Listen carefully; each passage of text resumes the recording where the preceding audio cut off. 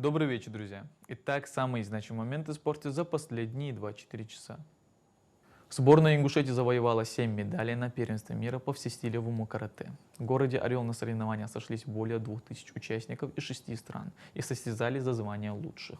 Так, золотые медали выиграли Ибрагим Накастой в весовой категории 57 кг, Абубакар Сычев 64 кг, еще одна золотая досталась Килару Гагиеву в весовой категории 39 кг. Серебряную медаль в весе до 60 кг завоевал Али Гарданов, бронзовые медали в активе у Магомеда Багаудиновича Плиева и у Магомеда Батыровича Плиева только уже в весе 64 кг. Ислам Янарсана в весовой категории до 90 кг. И, наконец, четвертый бронзовый призер Мухаммад Сычев. Организация National Fighting League, или как мы ее привыкли называть NFL, может организовать схватку с участием двукратного олимпийского чемпиона по борьбе Абдулрашида Садулаева. Абдулрашид станет гостем нашего турнира 21 декабря. Кроме Садулаева, турнир посетят и другие легендарные спортсмены, имена которых мы назовем в ближайшие дни. Что касается самого Садулаева, то он является двукратным олимпийским чемпионом и шестикратным чемпионом мира. Напомню, что турнир NFL 2 пройдет 21 декабря в Ингушетии на арене Магаз.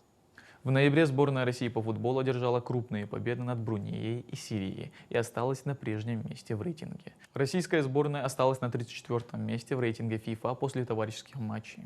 Сборную России отстранили от турнира FIFA и УЕФА в 2022 году. С тех пор она проводит только товарищеские матчи.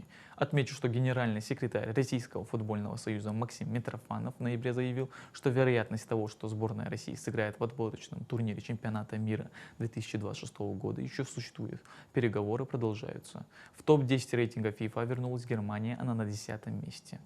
Бельгия потеряла 2 строчки и теперь на 8-м месте. Португалия и Нидерланды поднялись на 6-е и 7-е места, соответственно.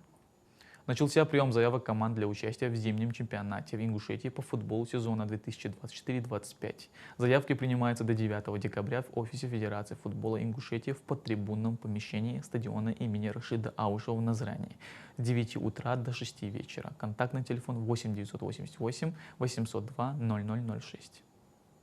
Это были все спортивные новости на сегодня. Спасибо за внимание.